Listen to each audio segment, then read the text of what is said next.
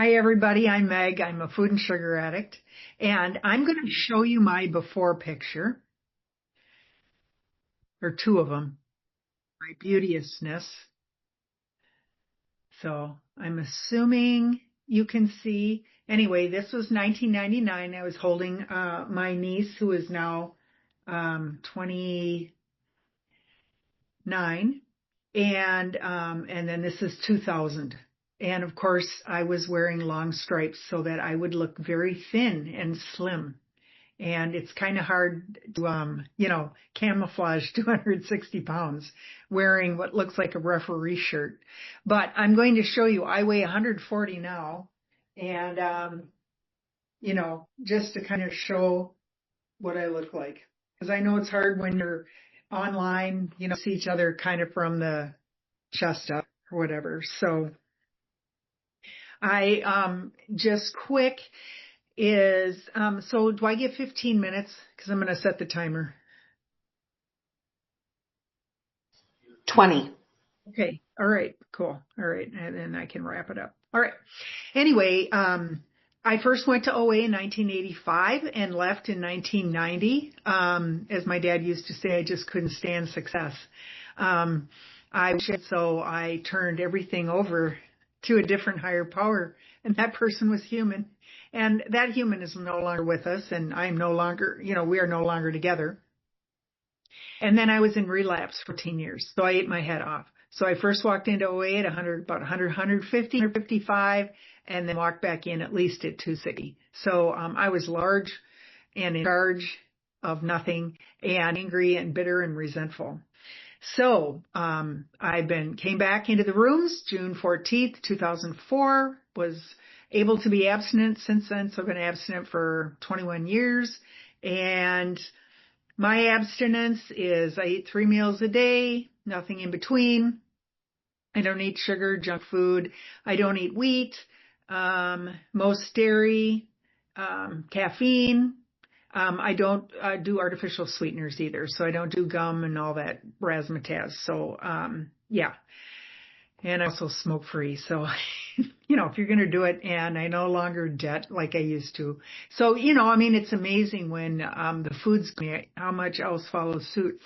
So today, I'm going to really talk about, as we know, we're in the high holy days of food.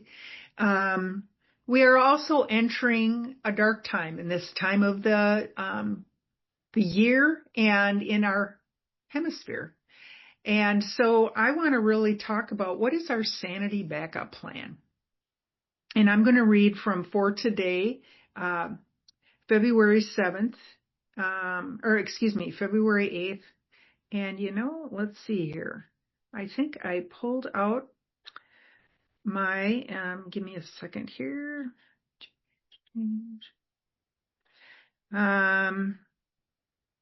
Anyway, all growth is a leap in the dark, a spontaneous, unpremeditated act without benefit of experience.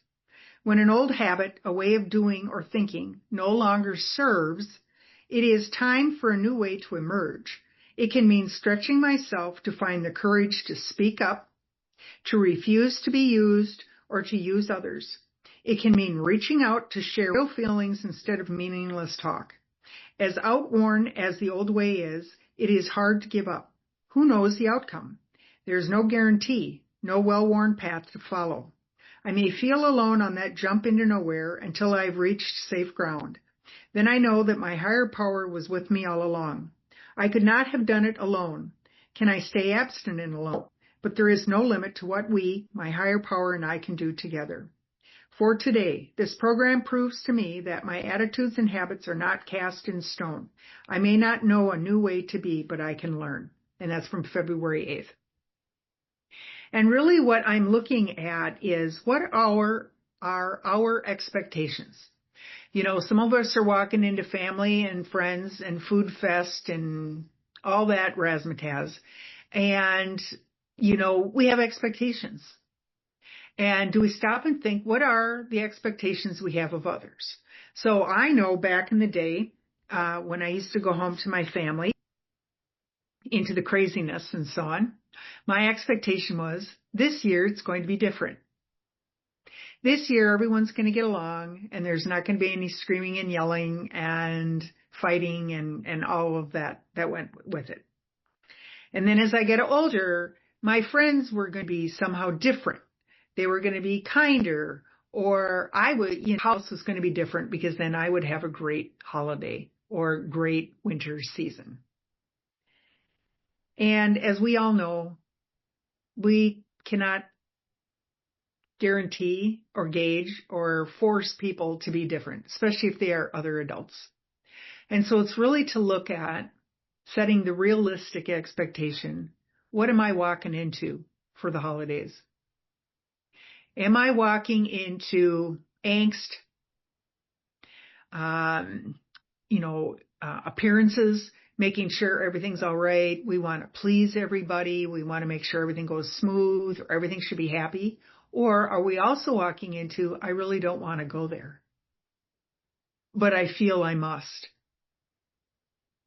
I remember the first time I decided at the age of 26, when I was in OA the first time, that I did not go home to my parents' home for Christmas. And I was able to fib a little bit. I know we say this is a program of honesty, but, we will always be manipulators. And sometimes we can shift things a little bit to our favor because it's a kinder way, maybe the more Midwestern way. But I worked for a company that we could never have more than 3 days off. I worked for a brokerage firm. And Christmas happened to be on a Tuesday. And so I said, I can't take time off because I have to work on Wednesday, the day after, and I had to work Christmas Eve, which was true. I just chose not to take my vacation time at that time. But I also didn't want to open myself up for argument or feeling guilty and all of those things. I just said what I said. Would I do it differently today at the age of 67? Yes, definitely. But those were the skills I had at that time. So, because I didn't want to go home because things were really ugly the year before. Really, really, really bad. And I was tired of walking into that weed whack situation. So different things gone through over the years. I've done things out of expectations because, after all, that's what's expected. But when I came into this program and I said, I'm no longer going to do half measures, I'm going to do full measures for my recovery, I had to make some hard decisions. I had to do some things that were really uncomfortable. And I'm not saying all of you, change everything out this year, but it's really stop and think, what are your expectations for you? Are you expecting to walk in and keep your abstinence? And if you are, what do you have in place to make sure you do? So when I've gone to people's homes, as I've been in recovery, 9 times out of 10, I brought my own food. A lot of times I ate differently as a vegan for 12 years. And just at the beginning of this year, I started eating meat again. So that has shifted. But I just brought my, and I was fine. And I didn't have to worry about sharing with nobody wanted beans. It was pretty nice. I sure liked them that way. And the other thing is expectations. People always want our food. Oh, you're so good, or oh, you can have a little bit of this, or you can do whatever. And you could just say, hey, no thanks. No thanks. And then are you coming prepared with questions to say, what was your most outrageous Christmas gift you ever got? Or what's the most unusual job you've ever had? Have 10 questions that you have with you to steer the conversation away from you and your food and not eating great grandma's, 150-year-old recipe that she brought from the old country that she carried in her apron pocket in a covered wagon for 1,000 miles. We get to show others how recovery looks. And we can be fine with that. Or we can get up and excuse ourselves for a bit and go into another room and silently scream or call your sponsor or call someone and just say, hey, I'm going to lose it here and I really don't want to, and go from there.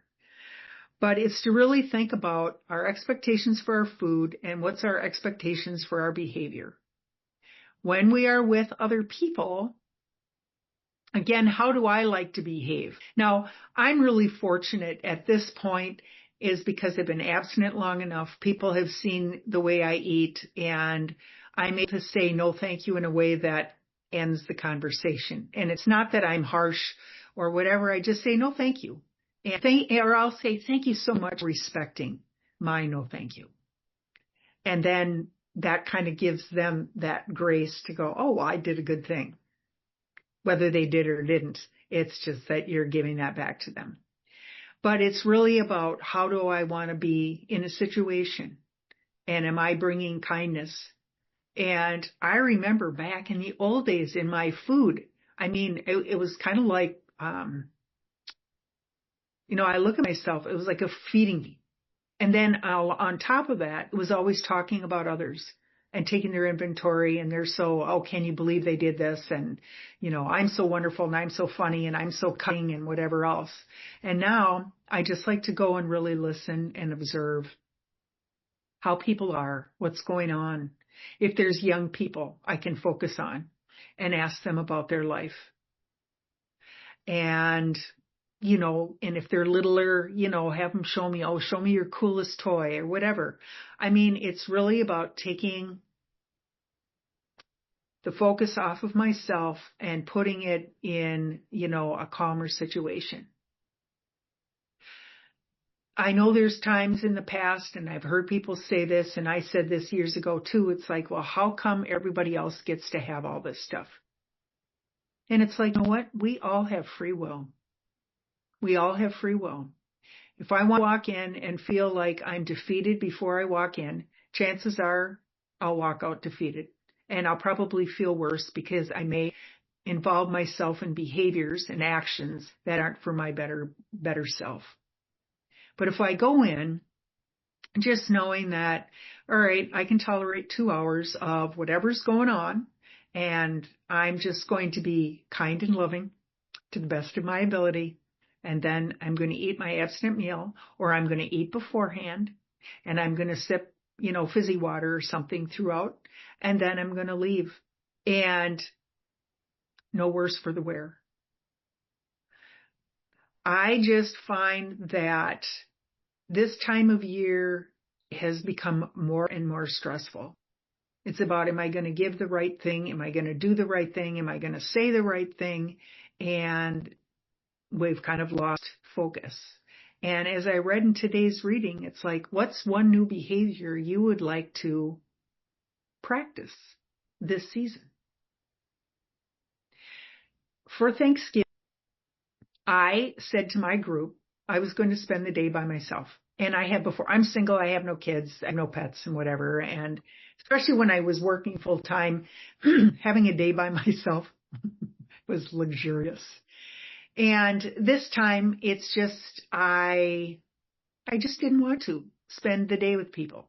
I had a meeting in the morning online, and I talked to program people all throughout the day. And I said, I am available for phone calls. So if you need to check in, that's great. So I got a couple of invitations, and, my perfect thing is, well, these people are reaching out and asking me to join them and stuff. And it's like, I don't know these people well enough that the majority of the people there I won't know. And I just don't want to sit for 2 or 3 hours making polite conversation. So I said, thank you. And I'm going to pass this year, but thank you so much for thinking of me. And then I was able to just stay home. I got up early, like I said, went to a meeting, did some things around my house, took a nap, ate my abstinent lunch. I had my abstinent breakfast. And then I did some more things, took a couple of really long phone calls, ate my abstinent dinner, and then watched some movies on TV. It was great. It was nice and peaceful. I mean, I journaled, I meditated, I did all those lovely, quiet, luxurious things. And so it's like I had to do some things differently throughout the years to get to where I am today. And my sister, my youngest sister's coming and visiting me over Christmas. And that's going to be wonderful because I'm super comfortable with her. She's super comfortable with me. And we're going to, do a wide variety of things. But there's times I've gone walking with neighbors, even if it was 20 below zero outside. We got coats for that. And went walking.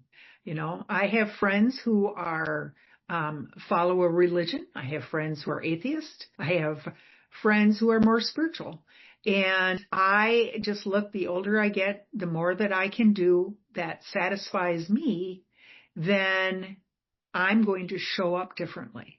So as a result, as we walk into this season of Family Fest and season of darkness, I look at winter as a time of reflection, a time of getting soft, a time of resting, and not being a pushover and wimpy when I say soft, but really just taking time to reflect.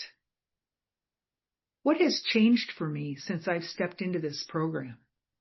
What is the spiritual essence that I get to get out of this season of really rest and reflection?